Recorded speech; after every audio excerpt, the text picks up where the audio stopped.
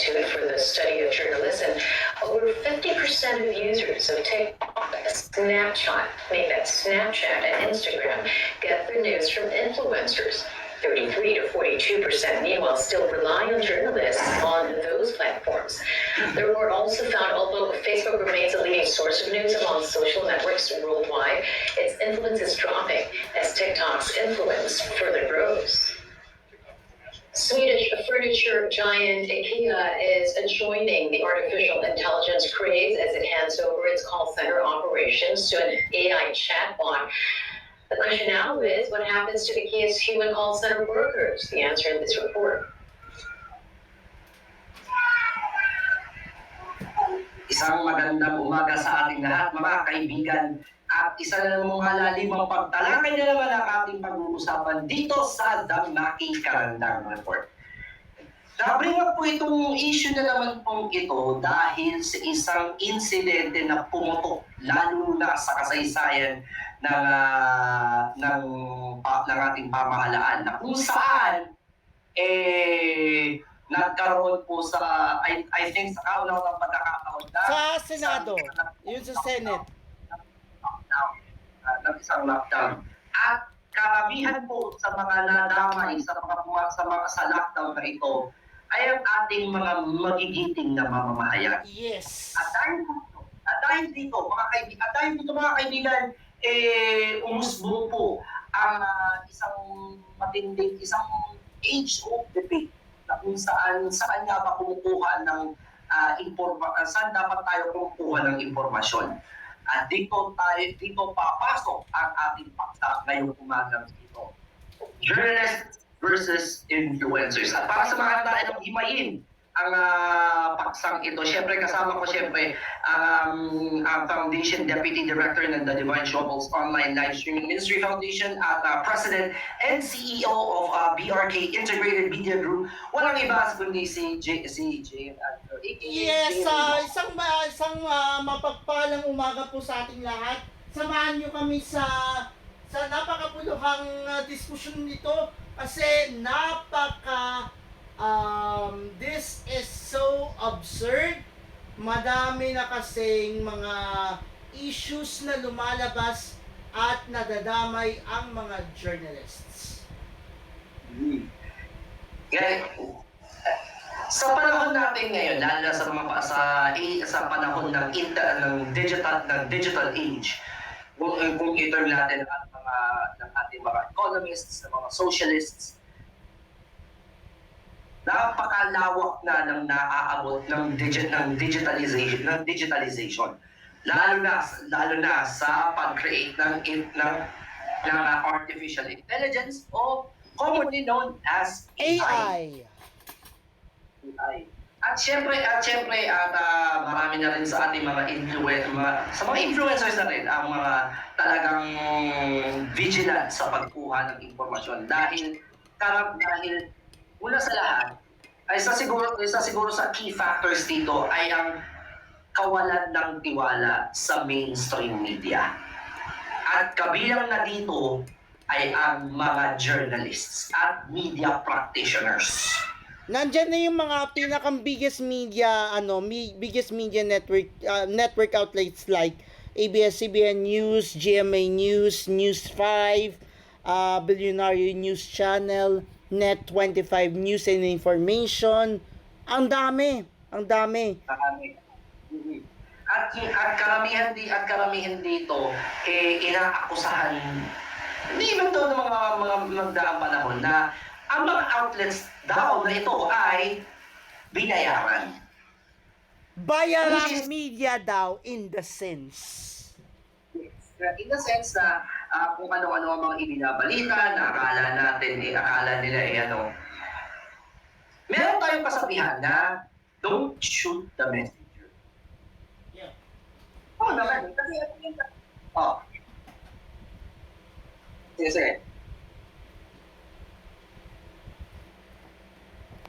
Kasi gusto ko lang yung cut kasi ito na yung sinasabi nga nila na don't shoot the messenger. Kasi at the end of the day, kaya nga itinatag ang news media outlet. hindi para i-broadcast kung ano ang pangit, kundi i-broadcast kung ano talaga yung mga dapat malaman ng bayan. And hindi naman nila kasalanan kung ang ibinabalita po nila, mga bagay na hindi natin inakala na, alam nyo yun, And dito papasok ang kinaibahan ng mga journalist o mamamahayan Versus the influencers, the social media influencers, the content creator influencers, katulad ko, I'm a content creator. Yes, ako din. Content creator din ako. Live stream platform nga lang. Platform nga lang. Ang punto kasi dito, mga kaibigan kasi, ang ginagawa, yes, pwede rin kami maging journalist in a way. Kaya nga umusbong yung tinatawag na citizen journalism. Guys, hindi na po bago sa ating pandinig ang salitang citizen journalism. Alam niyo kung bakit? Hindi niyo po ba alam, fun fact, way back 1990s, umusbong ang isang spin-off program ng ABS-CBN mula sa TV Patrol na kung saan bayan mismo ang nagbabalita. This is way back 90s, ha? This is way back 90s. At yan ang tinatawag na Citizen Patrol. Hindi Citizen Patrol. Ano? Hoy gising! Hoy gising, Hoy, hoy gising, pero may segment sila doon na Citizen Patrol. Is kung saan aktibong nakikibahagi ang mga mamamayan sa pangangalap ng kung ano ang mga kailangan nilang ireklamo, di ba? At syempre, with the advent of cellphones, nandyan ang text patrol at ang citizens patrol. Even nga noong 2007, nung kasagsagan ng eleksyon, midterm Elections, I was one of the bayan patrollers na nakibahagi doon. And that's true, bayan mo, ipatrol mo. Kung ipatrol mo pa nun. Tapos ng 2010, umunlad pa, naging ako ang simula. Tapos 2013, tayo na. Yes. So alam niyo yun, hindi na bago sa atin na diyan po nag-ugat ang mga influencers. Sa pangangalap ng impormasyon, lalo-lalo na napakalawak na ng mga kagamitan na ginagamit ng mga influencers ngayon. Ultimong cellphone, maliit na data at internet. Pero dito naiiba ang mga journalists. Ang journalists po hindi lang po yan basta yan graduate ng AB Journalism, AB Masscom, BS Masscom, BA Masscom, or kung ano mang degree. Ang mga journalists po yan, yan po ay nag-aral ng canons, ethics, and tenets of journalism na isinasang-alang-alang nila lalo na sa mga sitwasyong ganito. Lalo na, alam niyo naman po, karamihan sa mga journalists po ay sa kasamaang palad, pinapatay. Sinusugal po nila talaga ang buhay nila sa ngalan ng katotohanan. Kaya nga may tinatawag na so-called risk takers. Yes. And sila mismo, and isa sa mga kilala kong advocate itong si JM dahil ang mga journalist po talaga o mga mamamahayan, sila po, bago pa sila magbalita, dumadaan talaga sila sa fact check. Yes. Fact. Always do fact checking talaga. Kasi if we don't do fact checks tapos mag-relay lang tayo sa sabi-sabi, sayang. Ang tawag po dyan, makukuryente ang mamamahayag sa pagbabalita. Ika nga ni Vic De Leon Lima nun sa DZFM. And even noong mga panahon na hindi pa advanced ang technology pa nun, maski mga journalist din, nakukuryente din sa mga balita. Lalo na kapag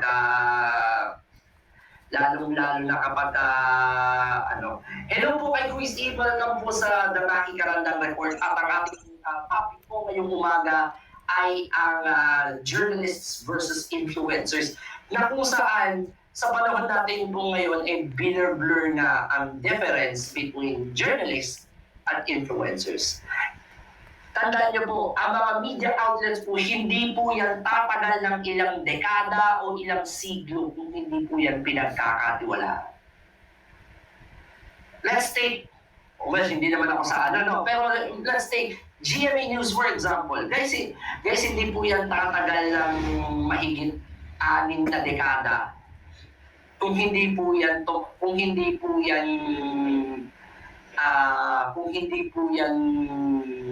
alam niyo yun, kung hindi po yan pinagkatiwalaan, minsan para sila pa mismo ang nalalagay sa alanganin. Let me take an example. Tandaan niyo pa noon, State of Rebellion pa noon, 2003. Kasagsagan pa po noon ng Oakwood Mutiny. Ayan. Kasagsagan ng Oakwood Mutiny. Na kung saan, in-interview ni Tina Pangaliban Perez, si dating senador, at noon din, General pa yata yun, General Gringo Honasan. Nakakusahan siya ng pangulo ng abetting rebellion. Pero, pinaglilinaw ng dating Pangulong Gloria Macapagal Arroyo na hindi niya binatikos binabatikos yung pag-cover nun. Inaalala lang naman daw yung sa safety ng mga mamamayan, which is naiintindihan. Pero pinaglaban ng buong GMA News yun. Pinaglaban ng buong GMA News na ang hindi sila pinanindigan nila na ang pakailan nila doon ay katotohanan. Which is totoo naman. And ang tama yung sinabi ni Kuya Jem kanina, risk takers sila. Mga risk takers sila. Pumupunta pa yan sa mga gera. Yun pa lang by itself is a feat already. Hindi lang yun eh. Hindi lang yun sa gera. Bagyo, di ba? Tandaan niyo pa noon yung kasagsagan ng bagyo, ng super bagyong Yolanda. Naku, Diyos ko. 2013. Pag 2013 ba yun? Tama ba? 2013? Oh, 2013. At ang isa sa komprehensibong nagbabalita noon is the ABS-CBN News. Mas komprehensibo, mas detalyado, mas binigyang din nila kung ano yung totoong sitwasyon ng mga tao sa lugar. At ang isa sa risk taker nun ay ang mamamahayag na ngayon ay nasa News 5 na ngayon na si Manong Ted Filon.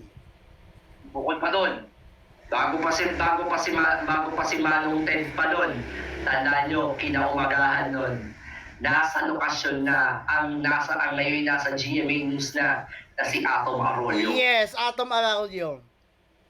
Atom Arroyo. Na kung saan binalita niya ng buong gitig. Isipin, hindi naman susugagain yung bagyo kung alam niya talaga na delikado na. Mga kaibigan, ano bang ini-imply namin dito? Na hindi makakawalan ang ambag ng dalawang yan, influencers and journalists. Pero ika nga ni Cara David, wag natin ipagsabong ang dalawa. Bakit ka mo? Tandaan niyo, ang mga content creators at mga influencers, ang trabaho nila, yes, to influence and to provide information.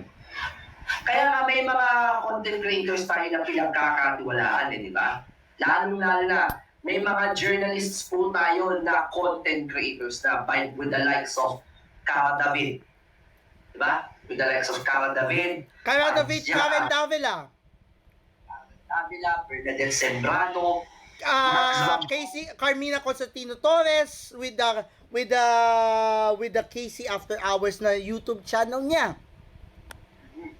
And hindi lang yun.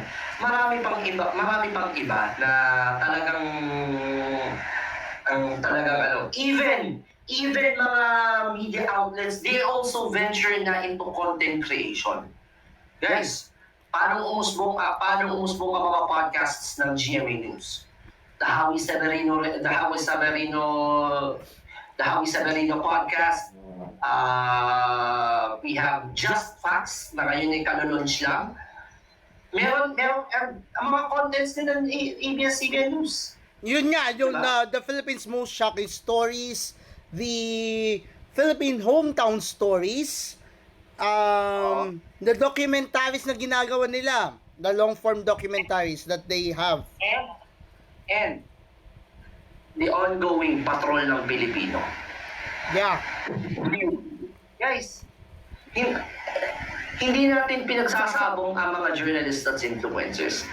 Nire-distinct lang naman natin kung ano yung dahil nablur na sila to the point na akala nila mas okay makinig ng impormasyon sa mga influencers kaysa sa mga journalists.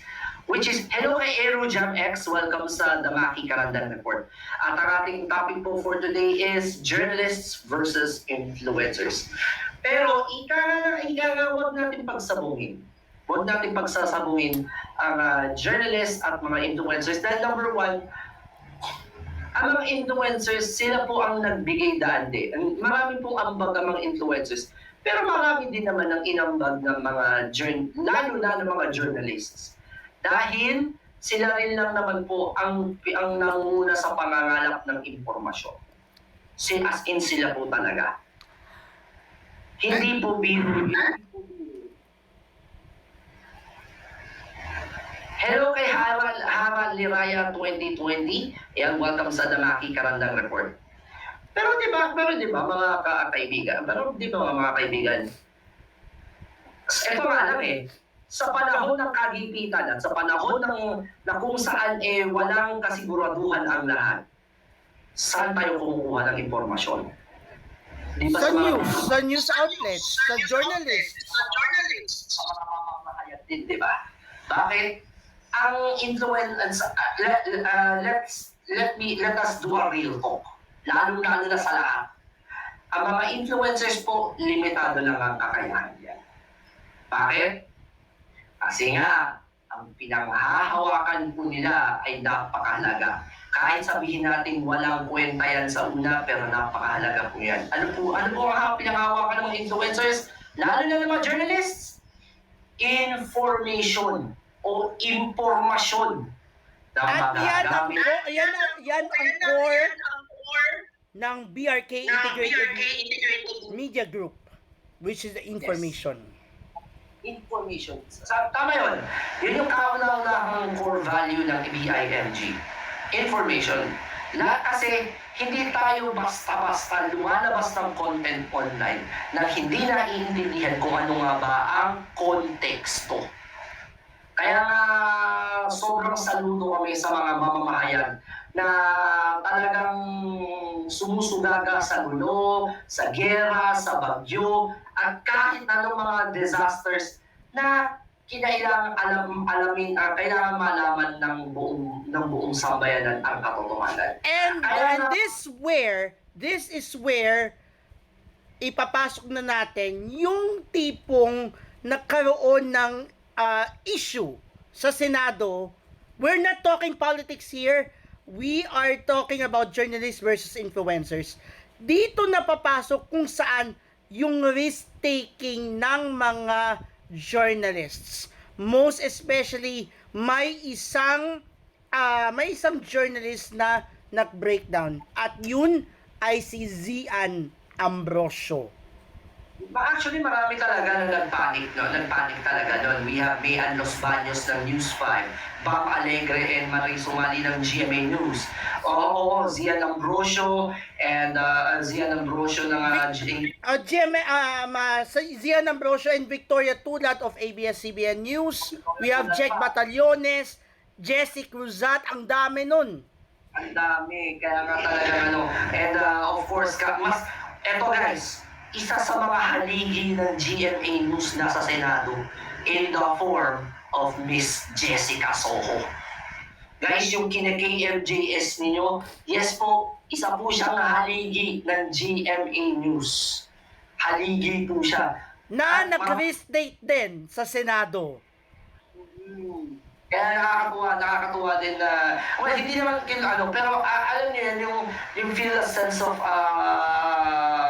commendation to the journalists na talagang sinugaga talaga nila yung dulo para lamang maihatid sa bayan. At hindi lang sa TV pati sa radyo. We have Robert Mano from DZMM. Nagbabalik. Marami pa. Sam Nielsen, nasa Senado din, ng DZWB. At marami pa pong iba. Guys, napakarami pong mga mamamahayan ang nandoon sa loob ng Senado during that particular lockdown. And ano nga ba yung gusto po namin iparating dito sa nito? Na una sa lahat, yan po ang tunay na diwa ng pamamahayan at pagbabalita. Kaya babalikan ko yung sinabi kong quote kanina na don't shoot the messenger. Totoo po yan. It's true. Bakit? Kasi wala naman, sa totoo lang wala naman talagang maling ginagawa ang mga mamamahayan natin. Ang ginagawa lang naman nila ay ilantad sa bayan kung ano nga ba ang totoong nangyayari. Dahil ika nga ni Tina Monzon Palma, hindi pwedeng itago itong mga kwentong ito dahil hindi na sila paniniwalaan ng tao, which is true. Totoong-totoo po. Ang totoong-totoo po yan. Kaya nakakalungkot lang isipin na karamihan sa mga netizens natin, ang harap-harapan o tahasang dinidiscredit ang efforts ng mga journalists. At nakakalungkot isipin lang dahil akala nila napakadaling mangalap ng impormasyon, napakadaling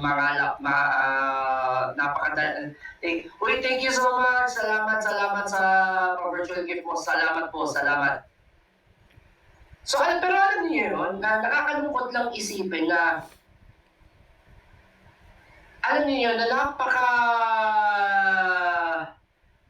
kayang-kaya na ngayon ng mga netizens na i-discredit ang mga bagay na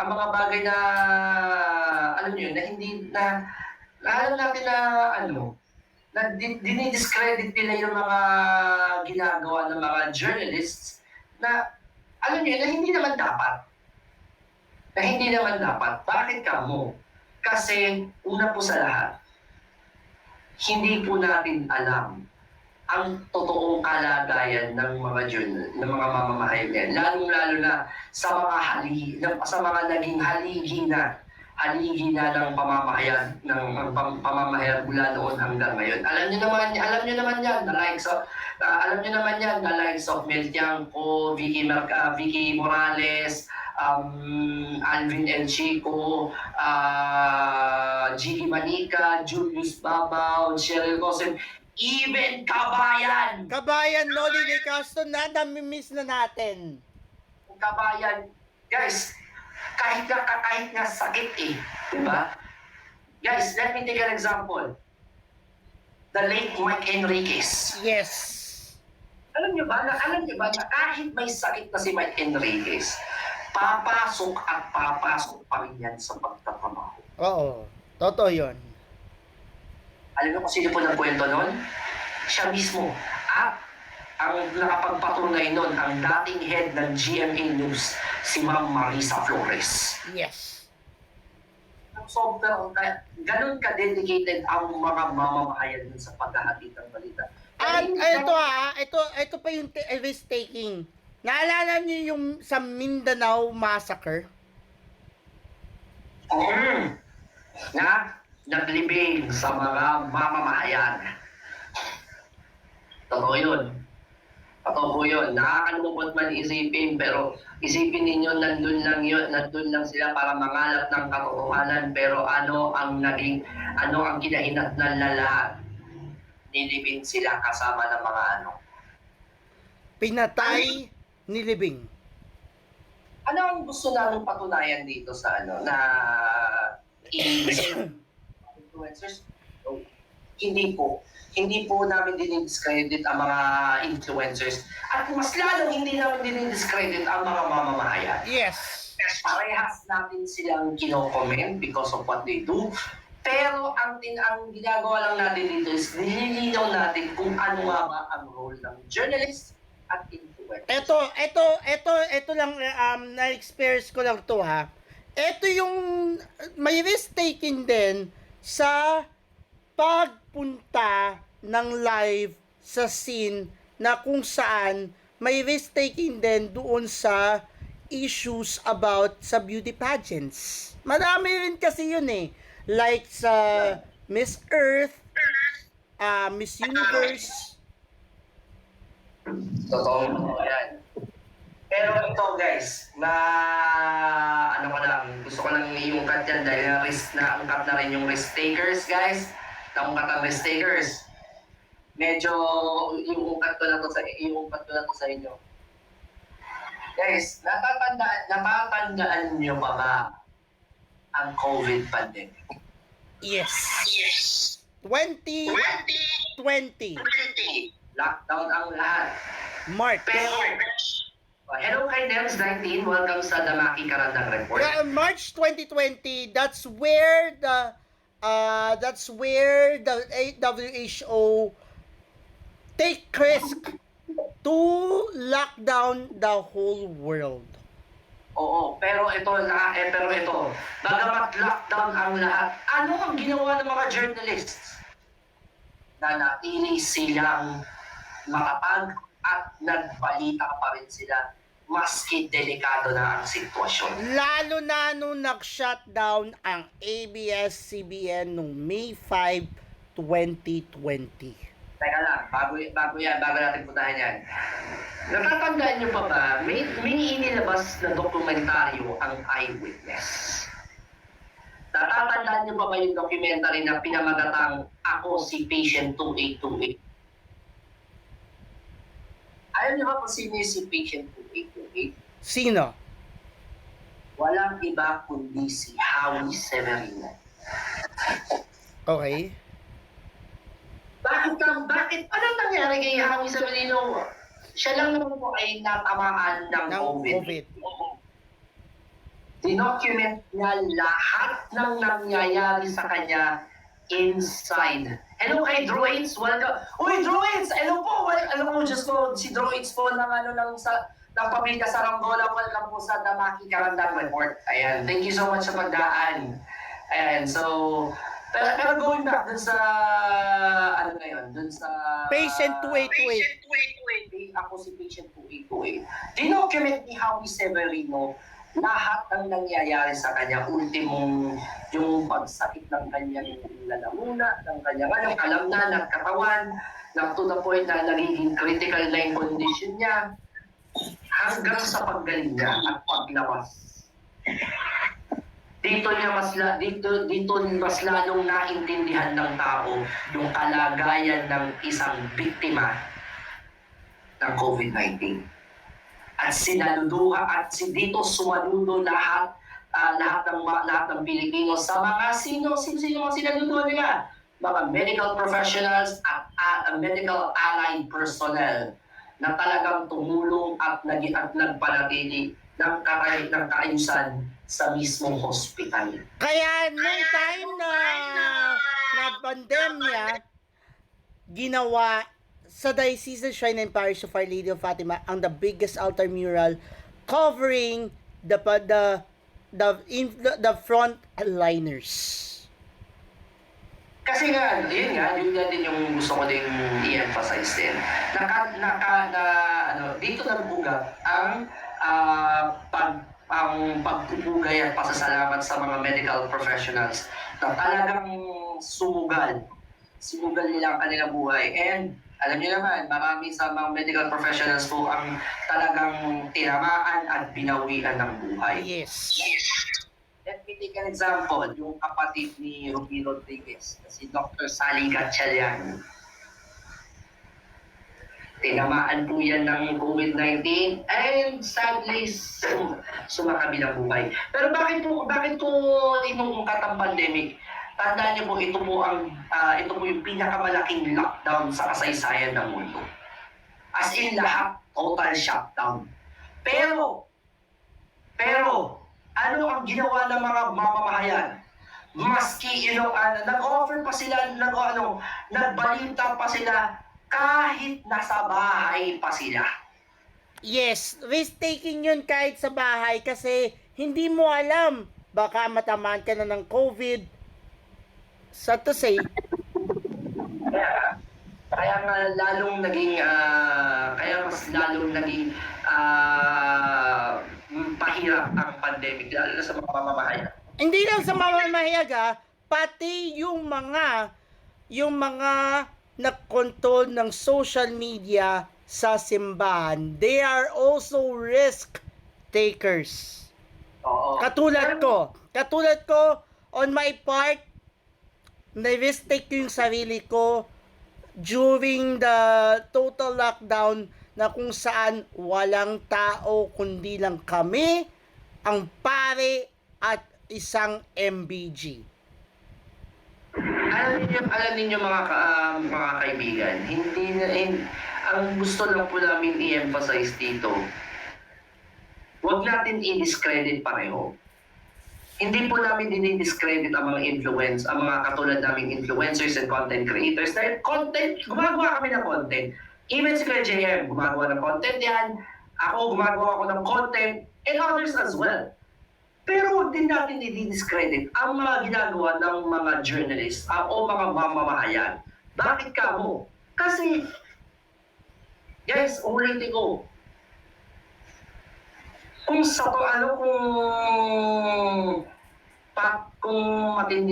patindihan rin lang yung ginagawa ng aaminin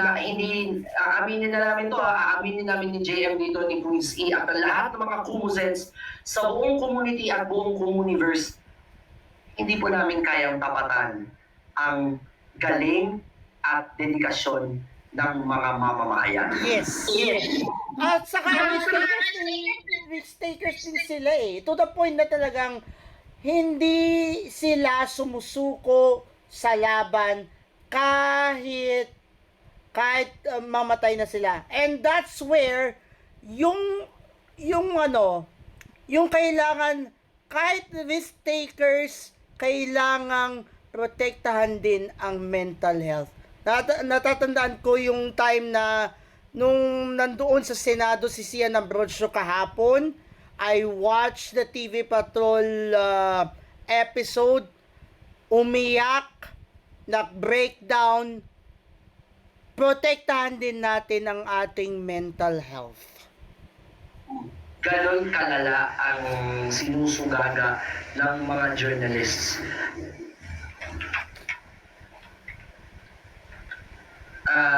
Sinusugaga ng mga journalists, lalong-lalo na kapag alam niyo yun, kapag alam na nila na nagkakadelikaduhan na. May Guys, may video yan, may video yan, Maki. Kumbaga, sinabi nga na kwento ni June Veneracion,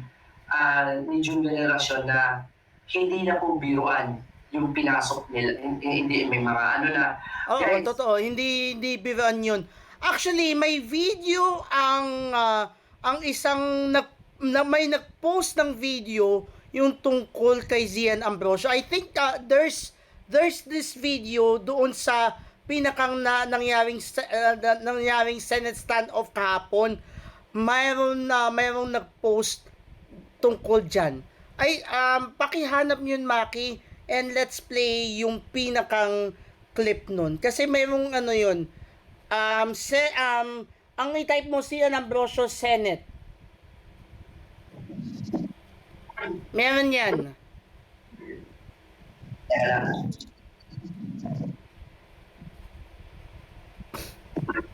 ito guys. Ito pong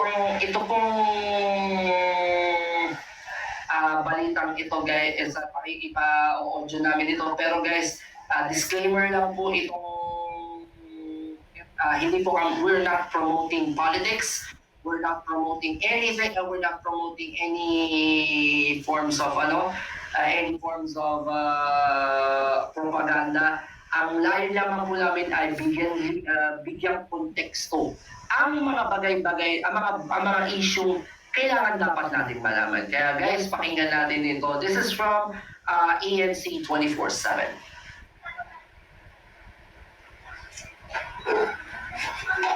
Nakita namin kayo.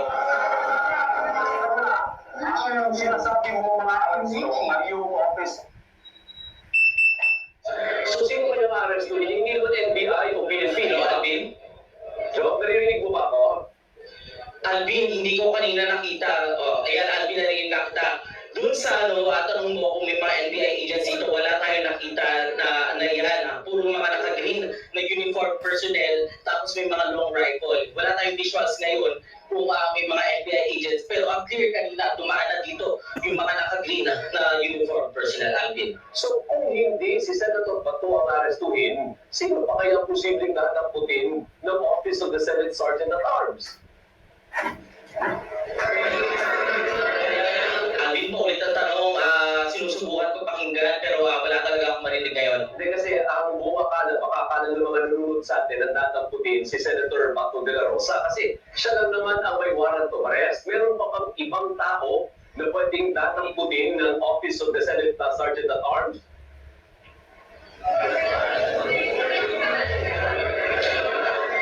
Try kong sagutin base dun sa naintindihan ko at narinig ko pero sa ngayon, wala ibang impormasyon kung bakit pumunta dito itong mga naka-uniform personnel aside from dun sa sinabi sa atin na kung saan na may a-arresto. Hindi rin natin alam ngayon kung saan dumiretso yung uniform personnel na nakita natin kanina, Alvin. So, posible na ang Senate Sergeant at Arms ay may dadamputin tapos formal na ito-turn over sa NBI or sa PNP. Pwede gano'n? Okay. Wala tayong impormasyon dyan, Alvin. Kanina pa natin tinatry na magkaroon ng interview sa iba't ibang mga senador. Pati na rin doon sa USA, pero tiko yung bibig nila tungkol sa issue na yan at kung saan may ito-turn over kung sakali yung individual kapag na-aresto na. So, sino ang dapat mag-vacate ng second floor? Ang pinakamarami ba dyan ay kayo mga mamahayag o may iba pang mga tao na security din ni Senator Bato o security din ng ibang senador? Pinakamarami talaga ngayon, Alvin, dito ay yung mga members ng media. Actually, ang dami dito. Ngayon, nakakalat mga cameraman, mga international press, pati mga local media, yung ibang mga OSA staff, pati na rin yung mga Senate staff. Tinatanong din natin dyan. Pero yun, tikim talaga yung bibig nila. Pagdating doon sa query talaga, kanina sinabi naman ng OSA sa atin, kanina yan mga around 4 p.m. o 3 p.m. na wala silang papayagan na maaresto sa loob ng Senate premises kasi yan ang pangako ni Senate President Alan Peter Cayetano. Liban na lang kung magkakaroon ng utos yung isang local court. Sinabi naman sa atin kanina, ang pangako din ako sa ay makikipag-coordinate sila doon sa team leader ng arresting unit siguro, pati na rin ng uniform personnel. Pero sa ngayon ay wala tayong informasyon kung nakapag-coordinate. Ngayon, ayan, Alvin, may mga hinahabol yung mga press sa likod. Hindi ko alam kung saan sila papunta. Lahat sila nakakuhan doon sa area na yun, papunta doon sa stairs sa pababa, Alvin. Babalikan natin si Joe. Padala sa video na si Senator Bato. Karan. Alvin at Joe, ang pinapalabas natin sa video ngayon ay si Senator Bato de la Rosa ay pumasok sa elevator. So ang tanong ay kaya ba pinapa-clear ang floor na yan? Nakita si Senator Bato de la Rosa ay pumasok sa elevator na yan. So ang tanong, ang elevator ba yan ay pababa sa basement o yan ba ay pataas? Saan papunta ang elevator na yan? Pero malinaw na nakita na si Senator Bato de la Rosa ay pumasok. Ito ngayon ang media, nakikita natin, ginagamit ang hagdanan sa Senado para bumaba. So siguro, posibleng gusto nilang antabayanan kung saan lalabas si Senator Bato de la Rosa. So ang tanong ay saan pa papunta ang senador ngayon? Ito ba po sa basement ba ito papunta sa isang sasakyan? Kasi ating tandaan na ang NBI at ang pulis, ang PNP ay nasa labas po may barricade. So kasama natin naman ngayon, ayan, si Victoria Tulad ay nasa Senado rin. Kasabay ng pagbaba sa elevator ni Senator Bato ay ibinalita natin na naakyat na, nakarating sa Senado ang articles of impeachment. Victoria, nasa iyo na ba ang impormasyon na yan? Kaya bago yung impormasyon ko sa articles of impeachment kanina, nakita nga natin ang pababa ng elevator si Senador Ronald Bato de la Rosa galing siya doon sa opisina ni Senate President Alan Peter Cayetano. At biglaan lang ay lumabas siya, dumiretso sa elevator at nakita natin yung elevator pababa mula sa second floor. Kaya nagtakbuhan tayo, nandito tayo ngayon sa main lobby. Hinahanap natin si Senador de la Rosa pero hindi ba natin tinakbuhan siya mismo nagpunta at ngayon matakbo tayo dito sa may labas ng Brusali, Bacanaaron. Sabi nung mga guards, yung mga tanong sa kanina ay hindi pa bumababa dito sa lobby. Sila kasi nakabantay dito sa may parking lot. So hindi natin tiyak ngayon kung nasaan si Senador de la Rosa. Nakita natin kanina na siya ay may escort na nakasuot ng bulletproof vest at marami rin siyang staff na kasama. So hindi natin sure, tinatanong natin kanina kung si De La Rosa ba yung arestuhin na nabanggit ni Acting Senate Secretary o Senate Sergeant at Arms Aplasca, pero hindi nga na tayo sinasagot ako dyan. So sa articles of impeachment, ang sabi ni Aplasca ay isa sa mga dahilan kung bakit kinutunan yung media ay para hindi tumungin yung mag-serve ng o pag-transmit ng articles of impeachment. Nandito na lang kasi yung matauhan mula sa Congress para i-transmit ang mga dokumentong yan at susunod i-flash ka sa baba at ihahatid papunta doon sa opisina ng Senate Secretary. Ang nagkakataka lang, Karen, ay may mga Marines, may mga sundalo na nasa second floor kanina. Tinatanong natin kung protocol ba yun para lang ihatid yung articles of impeachment ay meron pa mga sundalo kasama pero hindi na tayo pinapot. So, confirm na natin na yung articles of impeachment. Ang tanong na naman kung anong oras receive ng Senate Secretary. Ito pa rin yung situation sa lobby, Karen, ay isinahan na nila yung harang dito sa may lobby. Ibinaba nila yung steel barrier dito sa lobby, yung isang half. Pero yung isang half, bukas naman madadaanan pa. Matatandaan natin na sinabi niya last kanina na ilang lockdown, total lockdown. Itong Senado, kanina, sa ngayon ay makakadaan pa naman dito sa main lobby pero mas nalisip pa sila ng security. Karen. Okay, Victoria, magandang maintindihan mo ng ating mga viewers. Okay, alright. Victoria, sumakay siya ng elevator. Bumaba ang elevator. Ang elevator ba bumababa hanggang saan sa Senado? Hanggang lobby lang ba yan o bumababa hanggang basement ng Senado? Yung elevator Karen, hanggang dito sa ground floor. Yung ground floor, may access yan to the parking lot. So kung nakababa siya, kung posibleng tumiretso siya sa parking lot. Pero nakahabol naman yung mga kawani ng media. At ang sinasabi rin sa atin, at hindi rin natin sa nakita na lumabas. Pagdating natin doon sa may elevator, yung elevator, kapasara na, at paakyat ang opisina ni De La Rosa ay nasa 5th floor. So hindi natin tiyak kung siya ba ay bumalik pa sa kanyang opisina.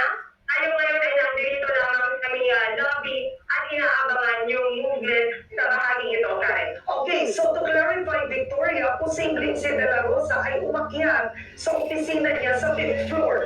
Posibleng nandun siya ngayon. Posible. Saglit na, Karen. Oo. Yun ang inaanap natin, Karen. Tinatanong din natin yung mga taga-Office of the Senate, Sergeant at Arms, kung nasaan ba. Sino na ito dadalosa, pero hindi rin nila tayo isagot. Sa ngayon, sabi yung dalawa kanina, hindi naman bumaba dito sa Maya. Okay. Kasi katakataka naman, Victoria, kasama ko si Alvin dito, na medyo ilang minuto na hindi pa nagbubukas yung elevator dyan sa first floor. Di ba? Ngayon bukas na, pero nabutan nila pasara. Hindi, bumaba pero wala siya. Wala siya. Umakyat ulit. Oo, posibleng umakyat yung elevator. Okay, so Victoria, ito na lang ang tanong dito. May paraan ba para makalabas si De La Rosa? Merong ibang gate dito sa may Senado kahit bukod dun sa main gate, yung main gate kasi ay nakasarap. Maaari siyang dumaan doon sa main gate sa bandang GSIS. So, accessible yan. Kanina yung ibang mga kawani ng media doon din dumaan kasi nga inilock na yung main gate dahil Panoorin natin yan maya-maya lang, yung point na yan. Pero kita ninyo yung dedikasyon ng lahat ng mga mamamahayan. Makakalap lamang ng impormasyon tungkol sa mga nangyayari, saan nangyayari ito. Politiko, hindi po kami nagpo-promote na kahit na anong political agenda or anything. Ang gusto lang po namin maintindihan ninyo ay gaano nga ba ka-dedicated ang mga journalists, Oo. lalo na sa pangangalap ng katotohanan. That's correct, that's correct. Ang may part dyan talaga na talagang sobrang na jump ka nga sa search, Zian Ambrosio Breakdown Senate. Dun yung part na talagang umiyak si Zian Ambrosio. Mga kaibigan, itong sinasabi ko is protektahan din natin yung mental health kasi there are times na talagang sa pag-risk natin, kailangan protektahan din natin ng mental health. Totoo. Totoo yan. Okay, actually, ito yata, nakuha ko lang to from Facebook. Pakinggan natin itong clip na ito.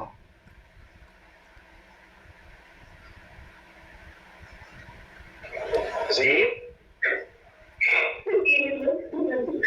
hindi ko sasabihin ng nagkakaroon natin natin pero sunod-sunod po kung narinig natin. Pensionado ko dito sa binan. Matapos po kasi hindi ba ibang law enforcement. May tagamanis, may taga-NPN sa mga PNP. So, i-duty ko na dito ating sa paligutan.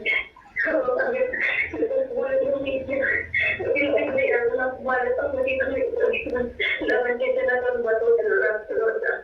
Kasi sa ating dumasyakan din nasa Best North Central. Bato de Rosa kanina kasama ni Dr. Robin Padilla. Wala una naging hindi na nung protest sa ito.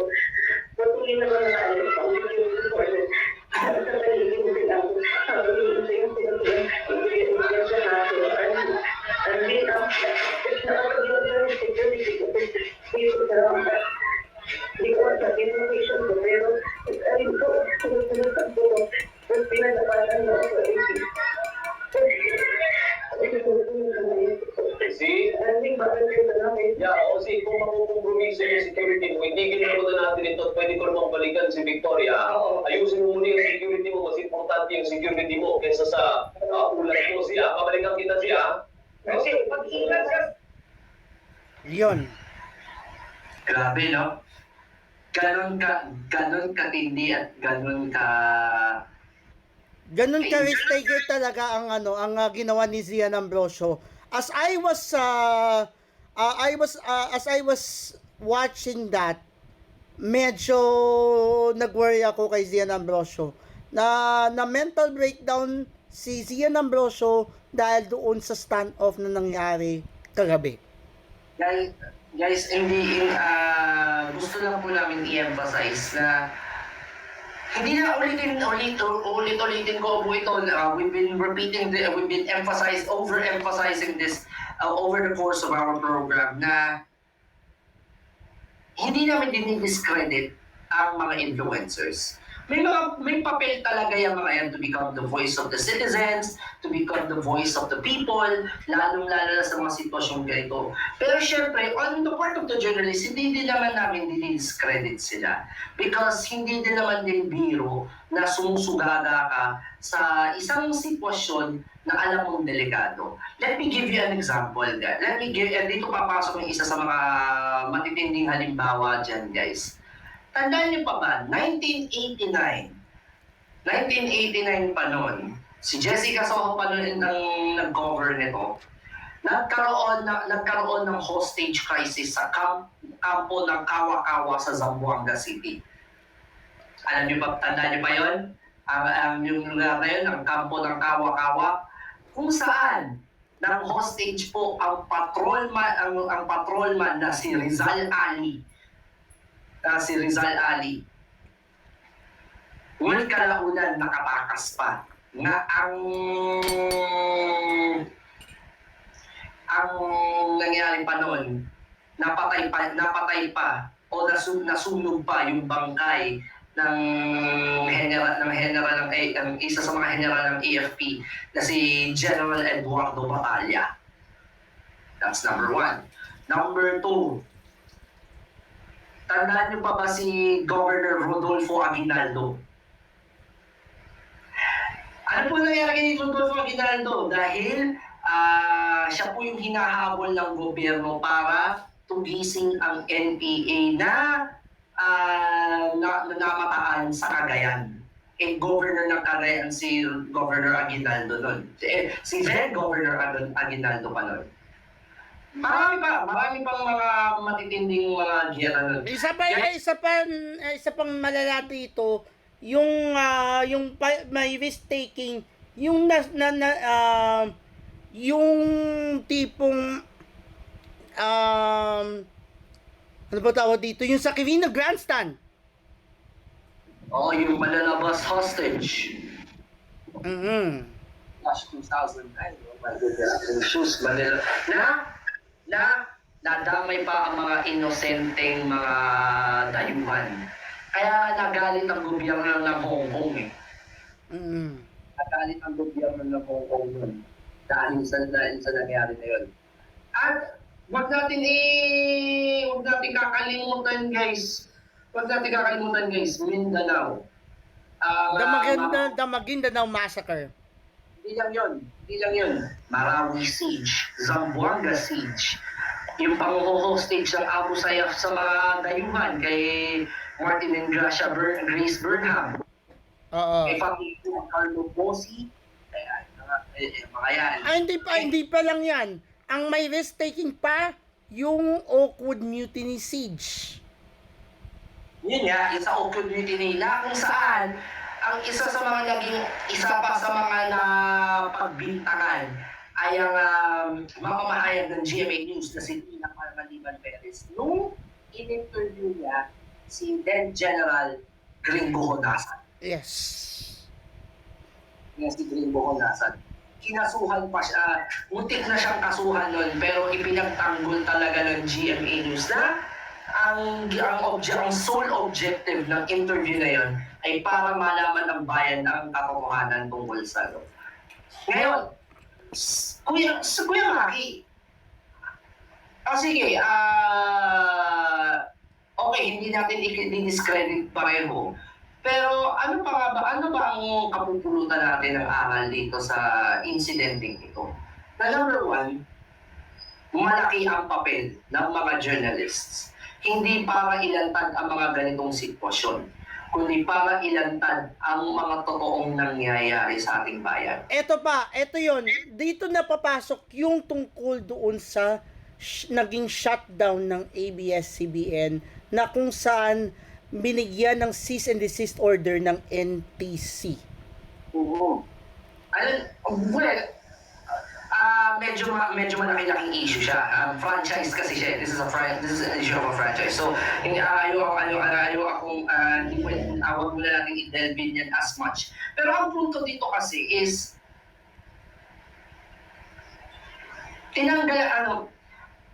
dito napapasok yung tinatawag natin ng press freedom and press responsibility. Kaya nga tayo napagkalooban ng press freedom dahil alam nila na tayo ay ang Pilipinas ay for the truth. Kaya nga meron tayong tinatawag na free will. Gamitin natin ito. Yes. Pero syempre, ito nga lang ang problema. Oo, sabihin na natin na democratic country tayo. We can do whatever we want. Ito po ang mali. Na-realize ko lang actually noong 2020 na mali pala tong mindset na to, na we are a democratic country, we can do whatever we want. No, mali. Kaya nga tayo may gobyerno eh. Guys, natutunan namin ito nung college, nag-aaral kami ng Philippine government. A country without a government is like a jungle. It would harbor chaos. It would harbor panic, and it would harbor war. Guys, ulit-ulitin po namin alam natin na galit tayo sa gobyerno. Pero kung tatanggalin natin ang gobyerno sa sistema ng bansa natin, I will say right off the bat, para tayong nasa gubat. Magkakagulo tayo, at higit sa lahat, magkakaroon ng gera at madadamay pati mga inosente. And what's even worse, mawawala tayo sa isipan, magkaka-mental breakdown tayo, and what's even worse, sorry to say, knock off wood, baka merong ibang mga tao dyan na kapag tinanggal ang gobyerno, magpapakamatay. Pwede. If we're gonna think of it that way, tama naman yun. Pero ang maganda kasing pag-isipan, ang maganda kasi pagnilayan dito, mga kaibigan, is number one, kaya natin to kaya kami nag-decide din na maglabas ng episode na ganito, is para mamulat tayo sa ano nga ba ang role ng isang journalist at ano nga ba ang role ng isang influencer. Ito po, at nasabi ko na po sa inyo, ang isa sa mga pinakamatinding real talk natin, limitado lang po ang kakayahan namin mga influencers. What we can only do is to create content and to give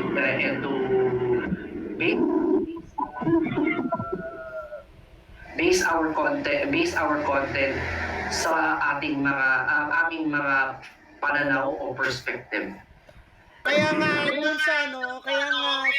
sa paggagawa namin ng content creation, we need to make sure that the information is right, the information is real, and the information is appealing to the mass people. Yun lang. Yun yung magagawa namin as much.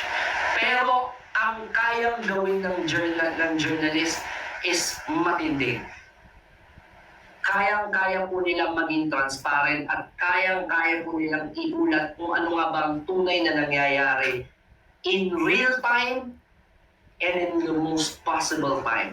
And kahit nag-mistake sila, they still want the people to have the real information. Kahit takip tenga yung iba, kailangan pakinggan natin ang katotohanan. Kasi nga, we are all for the truth. Tama naman yan eh. We are all for the truth. We are all for truth. We are all for truth. We are all for everything. Pero guys, ulit-ulitin ko po itong sinabi na to. Guys, huwag natin i-discredit ang kakayahan ng mga mamamayan. Dahil yung mga yan ay pinagkatiwalaan, yan po ay mga guys, ito lang naman po eh. Kung wala ang mga mamamayan, kung wala po ang mga mamamayan, mananatiling bulag ang ating bayan. Mananatiling bulag ang ating bayan. Kaya nga nung selebrasyon ng ika-50 taon ng GMA News, may nilabas silang kanta. Actually, gusto ko tong ipakinig sa inyo lahat because this is very important at very napakahalaga nang marinig natin itong dahil may nakapaloob na mensahe ito, guys. Ang kantang ito ay kinanta ni Bayang Barrios na tumatalakay sa kung ano nga ba ang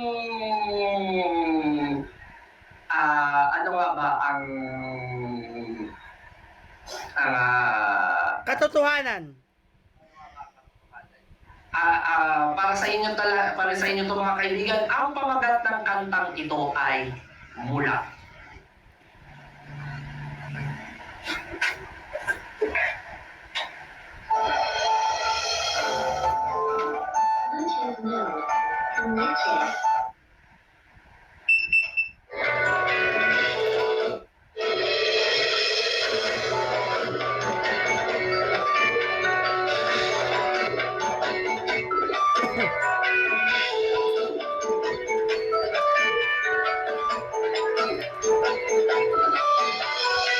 Paano ka kikilos kung di ka mula? Paano magpamasya kung nakapikit ka? At kulang sa kaalaman kapag kinabukasan ating kanya. At sa panaralan dapat may paglalaanan.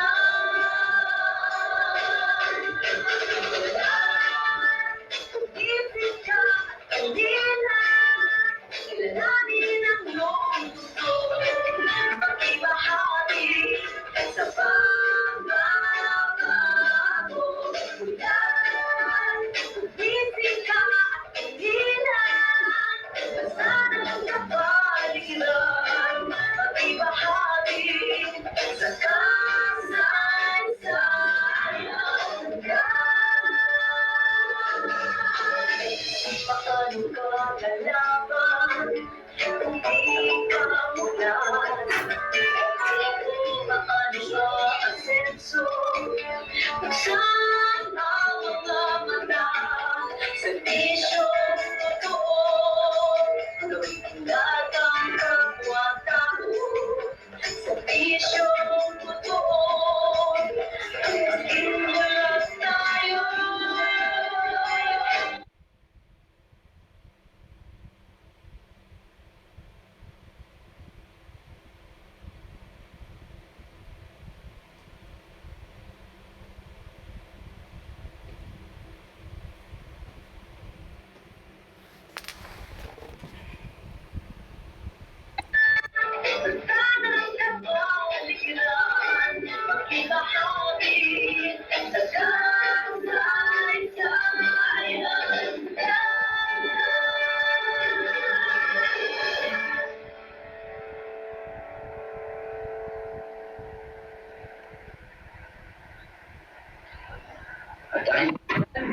And bago tayo matapos, may isa ring kanta na kung saan ito ay kanta na kung saan nagkaroon talaga ng simula ng pagbabago.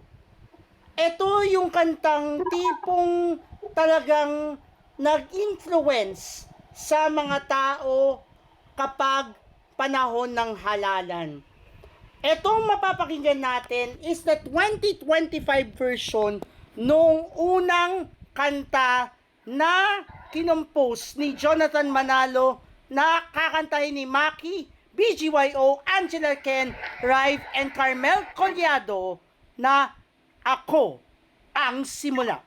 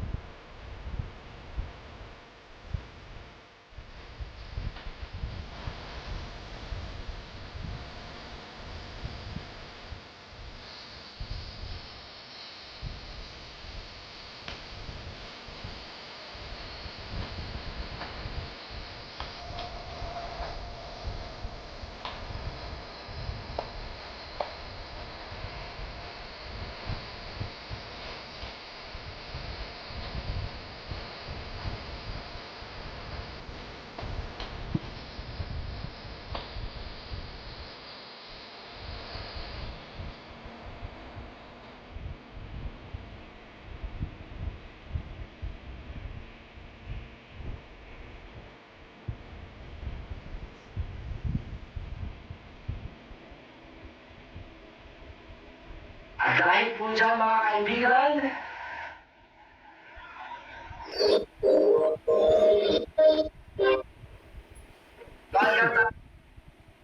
sa saludo tayo sa lahat ng mga mamamahayan na talagang willing isugal ang kanilang buhay para lamang sa katotohanan. Isang malaking pagsaludo po sa inyong lahat at nawa po'y patuloy po ninyong itaguyod ang katotohanan para sa kabubuti ng ating bayan. Saludo po sa inyong lahat. Tia Jem! Saludo tayo. Yes. Kaya naman sa punto po ito mga kaibigan, dito po muna pansamantala ng tatapos. Pero sana po patuloy po tayo maging mata at tenga ng bayan pagdating sa mga isyong kinakaharap ng ating lipunan. Kaya sa susunod natin pagkikita, magkita-kita po tayo dito lang po sa The Aking Karandang Report. Sa kalan po ng buong po ng BRK Info at ng BRK Integrated Video Group. Ako ang inyong katuwang Aking Karandang, kasama ko si JM na laging nagpapaalala sa inyong lahat na ang matalinong desisyon na uumpisa sa tamang impormasyon. Maraming salamat sa inyo lahat at magandang umaga po. Ako po, hindi po, Aking Karandang po, nagpupula.